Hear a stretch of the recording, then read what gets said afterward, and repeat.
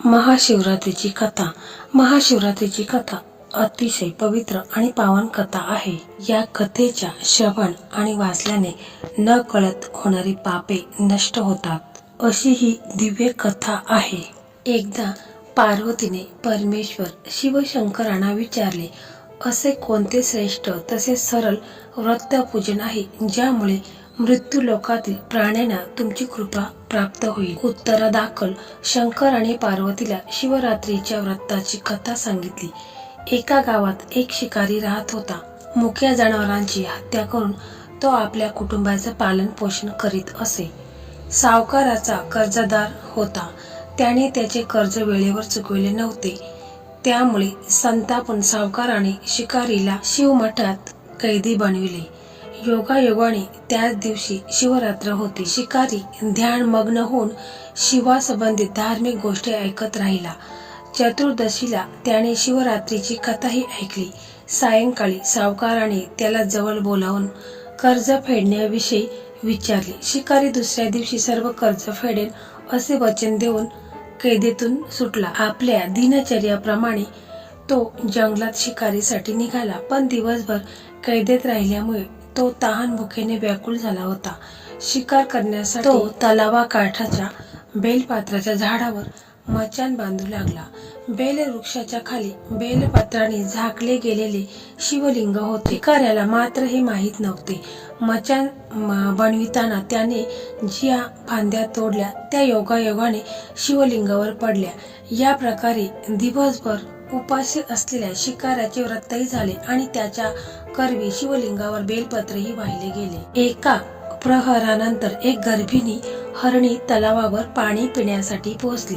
शिकाऱ्याने आपल्या धनुष्याने तिच्यावर नेम साधलाच होता. तितक्यात ती हरणी बोलली, मी गर्भिणी आहे. तू एकाच वेळी 2 जीवांची हत्या करशील, हे योग्य नाही. मी आपल्या पिलाला जन्म देऊन लवकर तुझ्या समोर येईन, तेव्हा तू मला आण. शिकाऱ्याने धनुष्य बाजूला ठेवले आणि हरणी झाडाआड लुप्त झाली. काही वेळाने दुसरी हरणी तेथून निघाली. शिकाऱ्याच्या आनंदाला पारावर उरला नाही.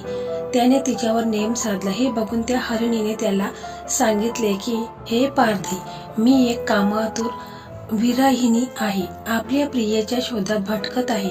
मी माझ्या पतीला भेटून लवकरच तुझ्या जवळ येईल. शिकारीने तिलाही जाऊ दिले. 2दा शिकार हातातून गेल्यामुळे तो चिंतित झाला. तेवढ्यात एक हरिणी आपल्या पिल्लांसोबत तेथून निघाली. शिकाऱ्याला जणू सुवर्ण संदेश मिळाली. त्याने धनुष्याला बाण लावला आणि बाण सोडणार तेवढ्यात ती हरिणी बोलली, हे पारधी, मी माझ्या पिल्लाला त्याच्या वडिलांकडे सोडून लगेच येते. यावेळी तू मला मारू नकोस. शिकारी हसला आणि म्हणाला, समोर आलेली शिकार सोडून घ्यायचं मी काही मूर्ख नाही. याआधी मी 2दा शिकार गमावली आहे. माझी मुले तहान भुकेने व्याकुळ झाली आहेत.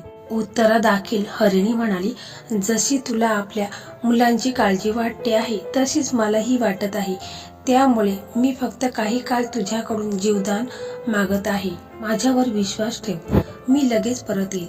हरणीचा तो व्याकुळ स्वर ऐकून शिकाऱ्याला तिची दया आली. त्याने तिलाही जाऊ दिले. शिकार न मिळाल्यामुळे तो बेलाच्या झाडावर बसून बेलपत्र तोडत खाली फेकत होता. काही वेळाने एक धष्टपुष्ट मृग त्या रस्त्यावरून जात होता. आता या मृगाची नक्कीच शिकार करावी असा विचार केला, पण त्याच्यावर नेम धरला असता. मृग दीनवाण्य स्वरात म्हणाला, हे पारधी, जर तू माझ्या आधी 3 हरिणींना मारले असेल तर मला मारण्यातही वेळ करू नकोस. म्हणजे त्यांच्या वियोगात मला एकही क्षणाचे दुःख सहन करावे लागणार नाही. मी त्यांचा पती आहे. जर तू त्यांना जीवदान दिले असेल तर मला काही क्षणासाठी जीवदान देण्याची कृपा कर. मी त्यांना भेटून तुझ्या समोर हजर होईल. मृगाचे बोलणे ऐकून शिकाऱ्याच्या डोळ्यासमोरून संपूर्ण रात्रीची घटना चक्र आली. त्याने सर्व कथा मृगाला ऐकवली. तेव्हा मृगाने सांगितले, माझ्या 3ही पत्नी येथून वचनबद्ध होऊन गेल्या आहेत. मात्र त्या माझ्या मृत्यूनंतर आपल्या धर्माचे पालन करू शकणार नाहीत. त्यामुळे तू मला आता जाऊ दे.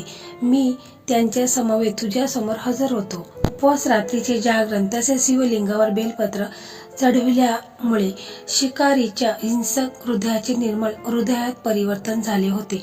धनुष्य त्याच्या हातातून निसटले. शिवाने त्याच्या हृदयात बदल घडून आणला. त्याला आपल्या भूतकाळातील कर्माचा पश्चाताप झाला. थोड्याच वेळात मृग सपरिवार शिकाऱ्यांसमोर या प्राण्यामधील प्रेम पाहून शिकाऱ्याच्या डोळ्यातून अश्रू व्हायला लागले. शिकाऱ्याने त्यांना न मारता आपणही मुक्या प्राण्यांची हिंसा न करण्याचे ठरविले. देव लोकातून समस्त देव ही घटना बघत होते. घटनेची परिणती झाल्याबरोबर देवी देवतांनी फुलांचा वर्षाव केला. तेव्हा शिकारी तसेच मृग परिवाराला मोक्ष प्राप्ती मिळाली. असे मानले जाते की महाशिवरात्रीची ही व्रतकथा वाचल्याने वैवाहिक जीवन सुखी होते आणि जीवन सुख समृद्धीने भरलेले राहते. तर महाशिवरात्री हा भगवान शिवाला समर्पित एक पवित्र सण आहे, ज्याला हिंदू धर्मात अत्यंत महत्त्व आहे. हा सण माघ महिन्याच्या कृष्ण पक्षातील चतुर्दशी तिथीला साजरा केला जातो. या दिवशी भक्त उपवास करतात, शिव मंदिरांना भेट देतात आणि रात्रभर जागरण करतात. महाशिवरात्री म्हणजे शिवाची रात्र आणि भगवान शिवप्राप्ती आपली भक्ती आणि आदर व्यक्त करण्यासाठी हा एक विशेष प्रसंग मानला जातो. अशा प्रकारे महाशिवरात्रीची व्रतकथा जो व्यक्ती ऐकेल त्याच्या सर्व मनोकामना इच्छा या पूर्ण होतात. त्याच्या जीवनात कोणत्याही प्रकारचे संकटे अडचणी समस्या ह्या येत नाहीत. तुम्ही श्रवण करू शकता किंवा पठण करू शकता. तर अशा प्रकारे महाशिवरात्रीची व्रतकथा सुफल संपूर्ण. ओम नमः शिवाय. हर हर महादेव.